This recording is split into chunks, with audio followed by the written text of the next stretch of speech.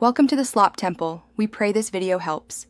You start by confirming access and the minimal, essential evidence Google expects. Do this now. Sign into Merchant Center with an admin account and confirm your website URL is verified and claimed. Once done, make sure business details, contact info, returns, refund rules are visible on site. Google flags missing policy pages. Also gather correct product identifiers. GTIN, brand, MPN, SKU, exact prices, shipping and tax templates, so your feed will match what shoppers see. You proceed to align every product feed attribute with the corresponding landing page. Mismatches cause misrepresentation.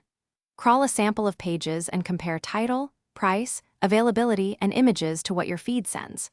If differences exist, update the source feed or apply Merchant Center feed rules and supplemental feeds to transform values. This is faster than re-exporting. Once synchronized, resubmit the feed and request a re-review. Make sure the landing pages consistently show the same checkout path and final price. You finish by requesting a manual review and documenting exactly what you changed. Include concise notes like which attributes were fixed and where. After submission, monitor diagnostics and set automated alerts for feed failures, price drift, or disapproved items. Schedule a weekly landing page audit to catch regressions.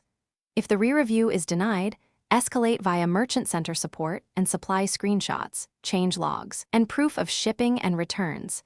This single thorough package speeds resolution if things. Thanks for watching. Consider subscribing if we helped you.